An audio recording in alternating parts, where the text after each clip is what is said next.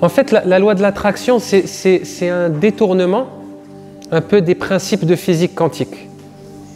Et en fait, comme tout est lié, d'accord, on a constaté dans la physique quantique qu'il y avait le pouvoir de l'observateur. C'est-à-dire que l'observateur conditionnait la matière. Et on l'a vu dans un atelier précédemment sur l'influence d'un gène sur l'ordonnance des électrons autour de lui. Donc on a vu que la matière structurait l'énergie autour d'elle, qu'il y avait une influence directe de la matière sur l'énergie. Et inversement, il y a une influence directe des énergies, des émotions sur la matière.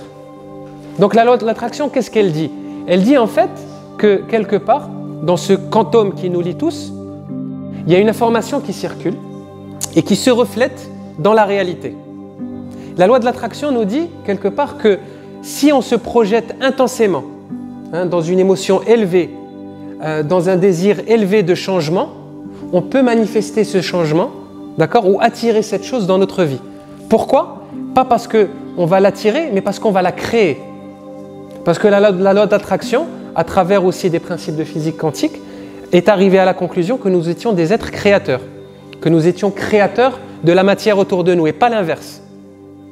Donc il ne faut pas la voir, la loi d'attraction, malheureusement, elle a été un peu détournée par son américanisation, entre guillemets, de super, je veux une belle voiture, alors médite, assieds-toi et imagine ta Ferrari. Bon, moi je trouve ça un peu abusé quand même. Je veux dire, c'est un peu dénigrer un peu cette loi-là. Ça ne veut pas dire que c'est faux. Ça ne veut pas dire que c'est faux. Mais je trouve que c'est la limiter énormément. Parce que comme je l'ai dit précédemment dans un atelier, en fait on ne profite pas de l'énergie de tout l'univers.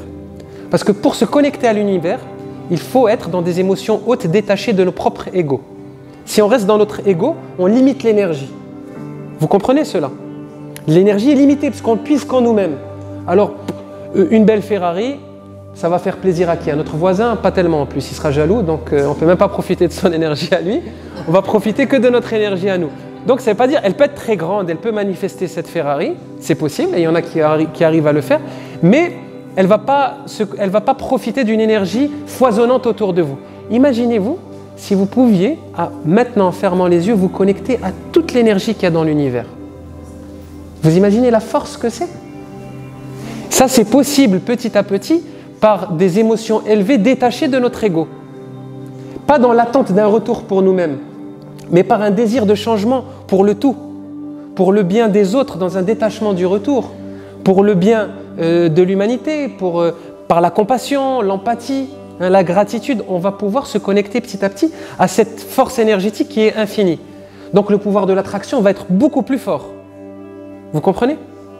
Quand on voit par exemple, je ne sais pas, on prend un Gandhi par exemple, qui était un personnage qui était complètement dans l'amour inconditionnel et la dévotion de lui-même. Regardez ce qu'il a attiré autour de lui, juste en marchant, juste en parlant. Toute l'énergie qu'il a appelée autour de lui, c'était grandiose. Mais ce n'était pas son ego, il n'avait aucun désir égotique de paraître ou d'être le meilleur ou d'être celui qui a raison ou d'avoir une belle vie matérielle, non. Il avait juste ce désir de changement profond de ses frères et sœurs humains. Et donc il a pu puiser dans une énergie qui était beaucoup plus vaste que lui-même. Donc c'est là où c'est dommage de limiter la loi de l'attraction à la matière. La loi de l'attraction, elle n'attire pas en fait. On devrait l'appeler la loi de la création. Elle serait plus juste pour moi. La loi de l'imagination créatrice ou la loi de l'homme créateur, elle serait plus juste que la loi de l'attraction. C'est pas qu'on attire, c'est une vue de l'esprit de penser qu'on attire la chose qu'on projette. Non. En la projetant avec une émotion élevée dans sa conscience profonde à l'intérieur, on va pousser cette possibilité à se manifester. Et donc, de façon détournée, on va dire on l'attire vers nous. Mais en fait, non, on l'a créé. Donc moi, je dirais qu'on devrait appeler la loi de l'attraction, la loi de l'imagination créatrice, ça serait plus juste. Merci.